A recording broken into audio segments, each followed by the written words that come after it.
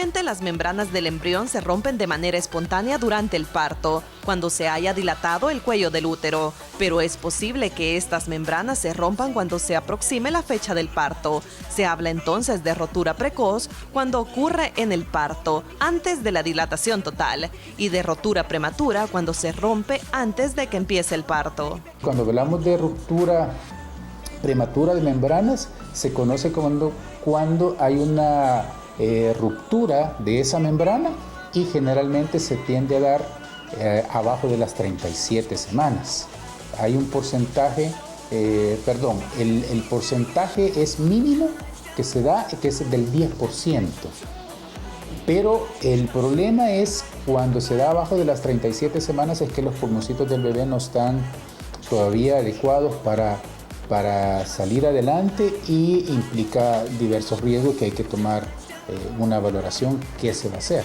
Podemos distinguir entre roturas que se producen antes de lo previsto, es decir, antes de las 37 semanas. Son estas últimas las que exponen a más riesgos, especialmente antes de las 35 semanas. Hay que efectuar un diagnóstico, hay que decirle a la paciente que llegue específicamente a la consulta, a la unidad de salud, al centro de salud, al centro que le quede más cercano, a algún hospital, para que le hagan el diagnóstico y una valoración, porque puede existir que sea una cantidad de flujo que tenga a nivel vaginal y que tal vez no sea que se haya roto la fuente, ¿verdad? La otra situación es a veces por el tamaño del bebé y por la presión que puede existir, pueden ocurrir pequeñas salidas de orina y eso pensar la paciente que se trate de una ruptura prematura de membranas. Entonces hay que verla, hay que efectuar un diagnóstico, hay que hacer un examen que se llama especuloscopía, es decir, colocar el aparatito que se hace para ver la citología, ver directamente lo que está saliendo, el fluido que está saliendo, si es posible tomar una muestra, verlo al microscopio o mandarlo al laboratorio para que nos ayuden y poder determinar. Se ha identificado varios factores de riesgo. Si aparecen solos, no pueden explicar que se produzca una rotura prematura de la bolsa de agua. Lo principal es que la paciente esté en control prenatal para poder detectar los factores de riesgo. ¿Cuáles factores de riesgo pueden ser? Una infección a nivel vaginal, una alteración a nivel cervical.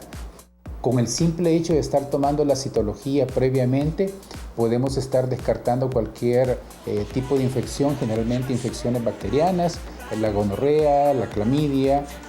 Son situaciones que pueden ir debilitando la membrana amniótica, eso generar un debilitamiento de la membrana y causar la ruptura prematura de membranas.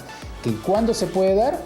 El 10% puede darse abajo de las 37 semanas y es donde implica el riesgo. Si ya ocurre lo que se conoce como ruptura espontánea de membranas, ya es un bebé de tiempo, ¿verdad? Entonces, si ya es un bebé de tiempo, pues generalmente de 12 a 24 horas después de que se ha roto la fuente, como generalmente se conoce, va a ocurrir el parto.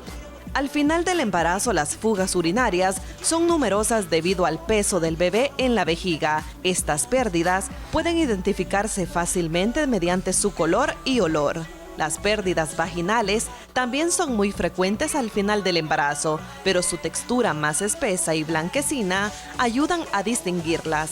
Al contrario, el líquido amniótico es igual de fluido que el agua, limpia, incolora y transparente, pero en caso de pérdida recurrente, incluso después de haber orinado o en caso de dudas, lo mejor es siempre acudir al especialista. Para De Mujer a Mujer, Tatiana Iraeta.